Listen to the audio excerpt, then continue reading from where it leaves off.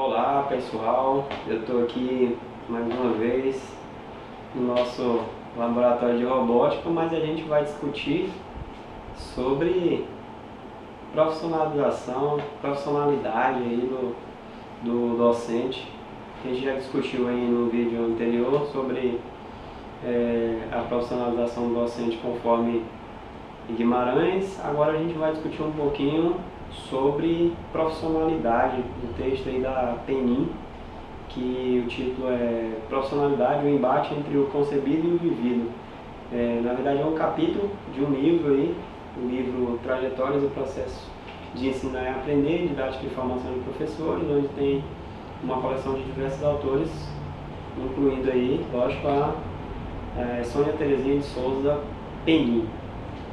E quem que é a Penin? Um resumo bem breve, o Lattes dela é bem extenso, fiz um resumo bem breve para a gente não passar muito no tempo.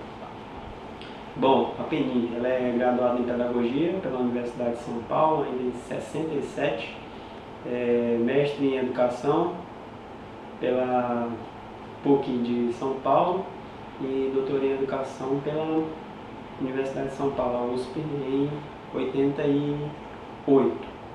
Bom, em relação ao texto, ao ler o texto, mais uma vez a gente se vê muito na nossa prática, a gente vê muito da prática no nosso texto, mais uma vez, aí a gente vai cada vez mais, cada vez que a gente vai lendo os textos, a gente vai confirmando de que realmente não dá para a gente se apegar a um determinado autor, porque você passa por um autor, você vê você lá, passa por outro, você vê você lá de novo, aí passa por outro, você vê você lá de novo, e aí a gente chega na Penin, e aí a gente começa as discussões. Ela também, assim como Guimarães, ela passa no texto por uma parte mais histórica em relação ao profissional, ao professor. Aí na página 646, por exemplo, ela cita: o professor como profissional apareceu há pouco mais de 300 anos. Aí ela fala sobre outras profissões, outros profissionais mais antigos, o médico, o advogado, outros profissionais. Ainda seguindo aí na página 646, a Penin cita que a profissionalização do professor inicia-se a partir do primeiro paradigma de ensino, que é o método, o como ensinar. Aí na página 647, ela cita sobre a formação, ainda uma parte mais histórica, que até é interessante. Em relação à formação e à profissionalização. Primeiro vieram as universidades e os cursos superiores, que é a formação do professor. E na profissionalização, quando foi para a prática, primeiro os professores primários foram profissionalizados, aí na página 647. Seguindo aí no texto, ela cita que já chegando aí na década de 90, houve um grande rebaixamento da qualidade da educação básica. Aí a Penin cita que a questão de acesso, antes o acesso à educação não era tão facilitado. Quando se chegou aí a partir da década de 90, o acesso foi muito facilitado, e conforme ela teve esse rebaixamento na qualidade da educação básica. Muitos alunos, o professorado passou a ter que lidar com muitas pessoas, com muitos aprendentes, muitos alunos. Isso influenciou a carreira do docente, apesar de que ela cita que esse fato, essa influência não é tanto o foco da discussão do texto dela. E nesse momento, para a gente poder chegar na profissionalidade, que aí vou citar um pouquinho já, ela fala sobre a teoria de Abraham Maslow. A teoria de Abraham Maslow diz que as pessoas são seres sociais que têm uma necessidade de pertencer algum grupo, amar uns aos outros e serem amados, né? Mas que tem que pertencer a algum grupo.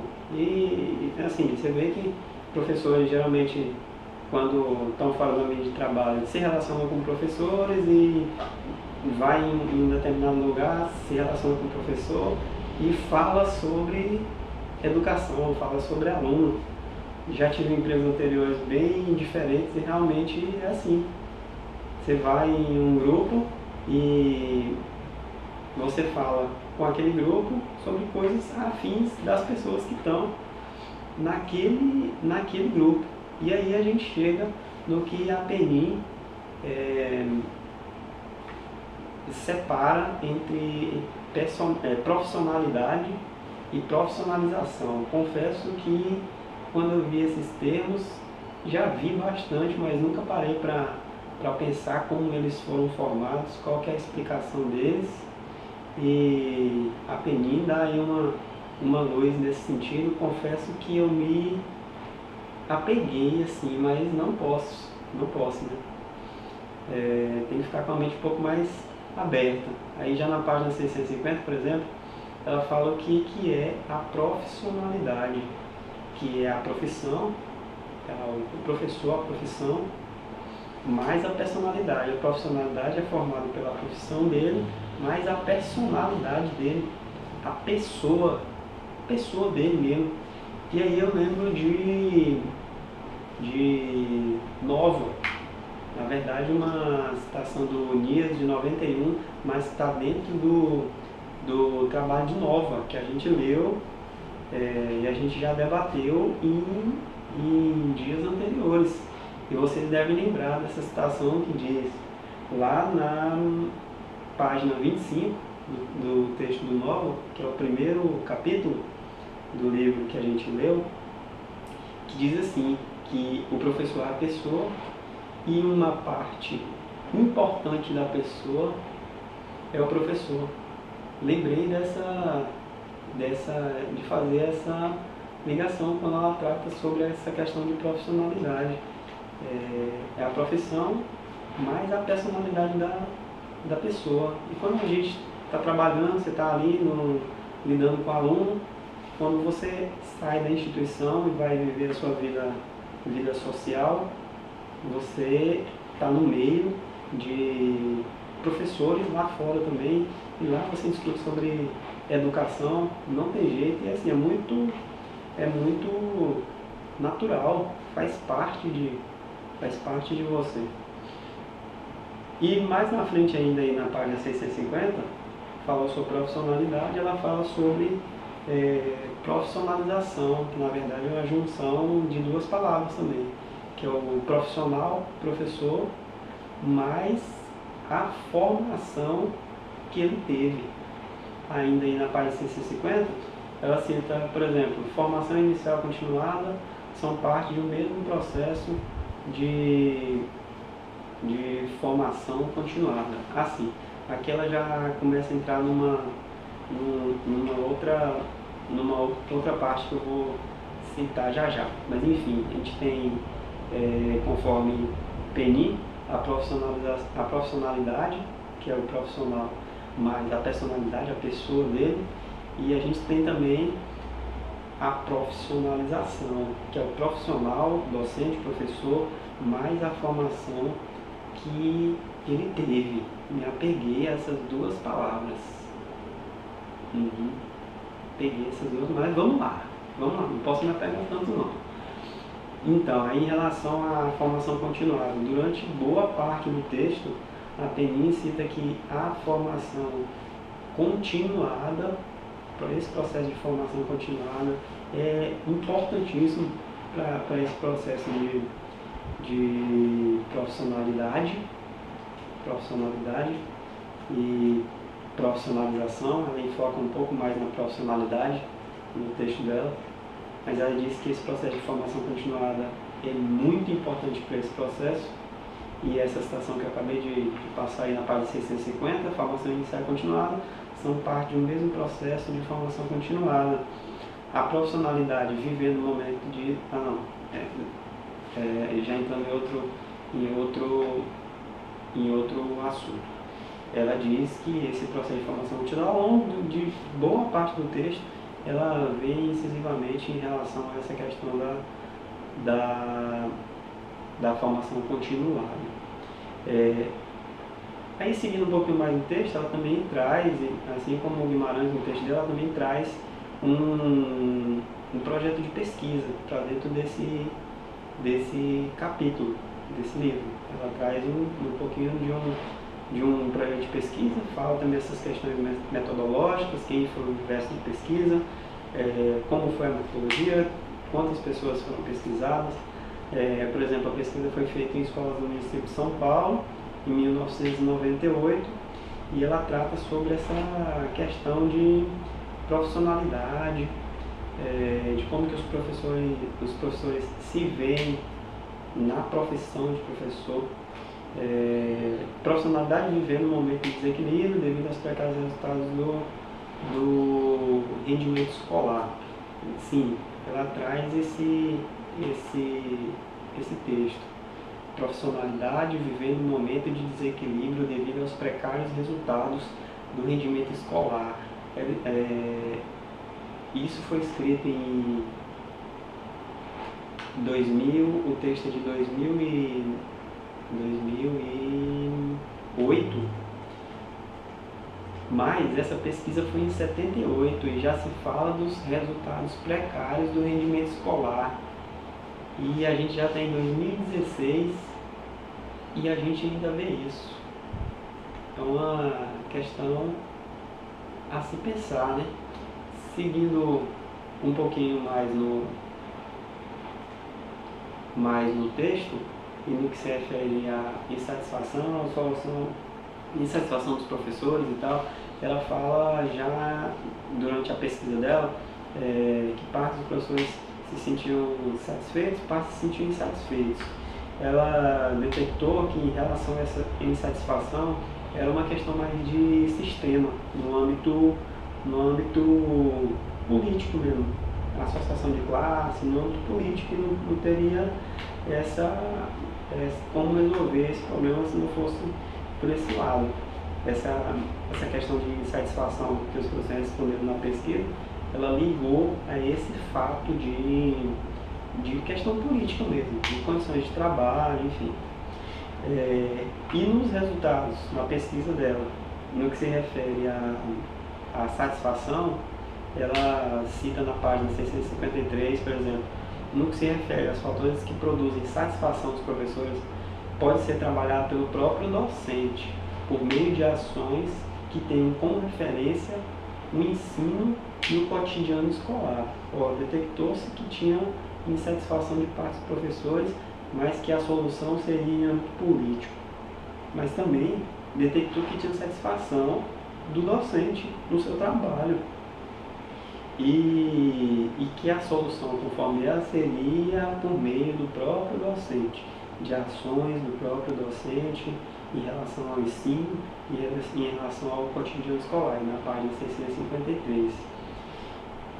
Aí, seguindo ainda na página 653, ela fala em relação à autonomia, que a autonomia da escola é fundamental. Aí trago um recorte, uma citação. Tendo em vista as relações recíprocas entre os fatores extrínsecos e intrínsecos ao trabalho, resulta que as ações que melhorem os primeiros repercutem nos segundos, e vice-versa. Promover a profissionalização e a profissionalidade do professor ou buscar melhorias na educação escolar dos alunos pressupõe ações nessas duas direções. Então, a gente tem os problemas externos, que são resolvidos em âmbito político, mas a gente também tem os fatores internos, que conforme ela, um completa o outro. Se a gente tem uma boa condição de trabalho, que o âmbito político vai nos dar, o governo vai nos dar, no caso das instituições públicas, porque a pesquisa dela foi feita em instituição pública. Se a gente tem os problemas externos solucionados, os extrínsecos, em loco, dentro da escola, a gente vai ter resultados mais satisfatórios. E seguindo aí na página 654, há que se confiar mais na força do cotidiano e experimentá-la. É o fazer do professor, apesar dos problemas extrínsecos, a força do cotidiano, a força do dia a dia, a força do professor, da ação do professor fazer, é muito forte e deve ser feito. Aí ainda na página 654, ela cita: por outro lado, os fatores de satisfação que não estão sendo obtidos podem ser mais propriamente buscados no cotidiano escolar, representando um espaço estratégico nas ações de formação continuada. Aí já na página 656, profissionalidade na vivência das culturas e dos saberes, e traz uma citação aí na sequência na página 657. Nesse sentido, buscar compreender as principais características da cultura presentes nas manifestações dos sujeitos que vivem o cotidiano escolar e trabalhar produtivamente sobre elas, ainda que de maneira experimental, são exercícios que devem fazer parte da formação do professor.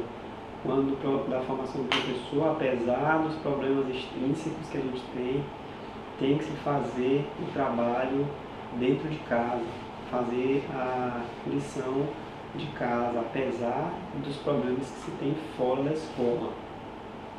Ainda na página 657, ela traz aí um questionamento. No que o reconhecimento do vivido como fonte importante da compreensão de uma dada realidade e de um dado acontecimento pode ajudar o professor. Traz aí essa questão e na sequência ela traz algumas soluções. Primeiro, para abrir-se a essa compreensão. Segundo, para afirmar-se como um sujeito de conhecimento. E terceiro, para afirmar-se como um sujeito de ação e definir os caminhos de um acontecimento. Para abrir-se a essa compreensão, primeiro, para abrir-se a essa compreensão. Segundo, para afirmar-se como sujeito de conhecimento. E terceiro, para afirmar-se como sujeito de ação e definir os caminhos de um acontecimento. E nesse sentido, propostas de formação continuada. Mais uma vez ela cita a formação continuada. Precisam ser definidas numa escola, a partir do seu específico diagnóstico. Quando ela trata a formação continuada a partir do seu específico diagnóstico, o que ela trata no texto é que a gente está em um local, a gente vai trabalhar conforme a realidade local. A gente trabalha aqui em Dianópolis, por exemplo. Aqui a gente tem uma realidade, a gente vai trabalhar de uma forma. Em Palmas se tem outra realidade, vai se trabalhar de outra forma. É um outro público, é um outro diagnóstico. E dos vários textos, alguns eu alguns a gente viu que estava de forma clara conclusões do autor. Esse é mais um texto que traz a conclusão do autor. O autor dá uma conclusão, ela aponta algumas conclusões. Por exemplo, aí na página 660.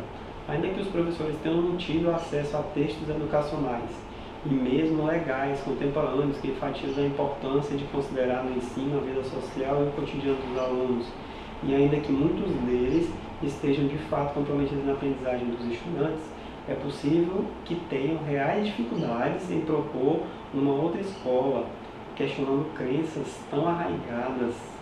Essas permanecem mesmo quando não tem notícia de algumas escolas que, criando um novo paradigma de organização e de funcionamento ou de procedimentos pedagógicos, obtiveram resultados escolares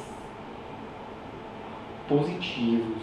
Ou mesmo que a gente tenha toda a teoria, pelo que eu compreendi, mesmo que a gente tenha toda aquela teoria durante a formação de professor, a gente vai para uma determinada unidade de ensino e a gente vai ter aquela realidade. A gente vai ter alunos que vivem numa realidade em uma cidade do interior e outra realidade numa cidade maior, por exemplo. E aí a gente vê aqui mais uma ligação lá com sacristã, e que a gente já viu, e a gente pode fazer uma ligação. Lá no texto de sacristã, nas páginas 83 e 84, cita assim: no momento em que são divulgadas as mais belas metáforas sobre professores, estes se encontram em situações laborais, pessoais e de formação bem piores do que já estavam. Quando a gente discute, o professor tem lá a realidade dele, tem lá os problemas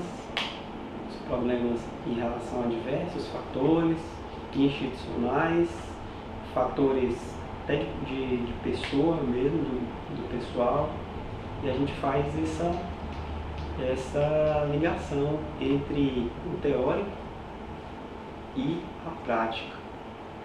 Uma segunda consideração relaciona-se à importância do professor viver mais intensamente a escola. Ela cita várias vezes, isso na página 660, ela cita várias vezes esse lance do professor fazer a parte dele, intrínseco, ele fazer a parte dele, e que para Penin isso é muito forte. E a dica assim, que pode se perceber durante todo o texto é a formação continuada, que é muito necessária. Essa formação continuada para a profissionalização e para a profissionalidade, para ele se sentir mais à vontade, ter mais, digamos assim, trabalhar melhor, ter mais satisfação no trabalho. E já finalizando, trago duas citações que eu vejo muito como realidade, que ela cita na pesquisa dela em relação às instituições públicas, que é a grande rotatividade do professor. E eu queria trazer essa discussão, a grande rotatividade do professor numa rede pública de ensino. Ela cita que em 1990 ela voltou nessa mesma escola que fez a pesquisa e não se tinha nenhum professor mais da época de 1980, ou seja, perdeu-se a história, não tinha registro, não tinha nada, a escola perdeu todo esse período histórico, e que conforme ela tiveram acontecimentos importantes e que se perdeu, não teve registro por causa dessa rotatividade de professor no ensino público. Aí eu lembro da instituição que eu trabalho. Aqui o pessoal costuma chamar de campus rodoviária, mas isso não acontece só aqui no nosso campus, isso é muito geral. O pessoal vem, passa um tempo, vai embora, não se cria raízes, acaba que não conhece a realidade local para poder executar o seu trabalho conforme a realidade do local.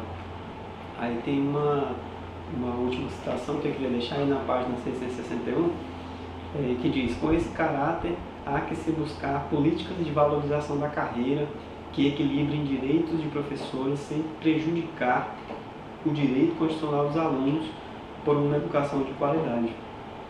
É um pensamento que ela traz, uma possível solução, que tem que se equilibrar. Tudo bem, o professor tem o direito de ir para onde ele se sentir mais à vontade, mas tem que ter esse equilíbrio também, sem ter que prejudicar o direito constitucional do aluno em uma educação de qualidade. Bom, eram essas as minhas considerações sobre esses dois textos, e na semana que vem, no dia 13, à noite, eu estou de volta. Infelizmente não vou estar na aula no dia 6 nem na aula no dia 13, mas estou trabalhando os textos, estou trabalhando em relação à nossa atividade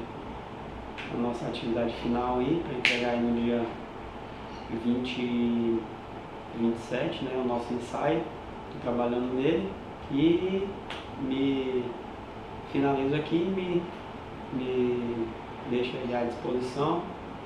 Qualquer coisa, alguma discussão, eu estou disponível. É só fazer os contatos.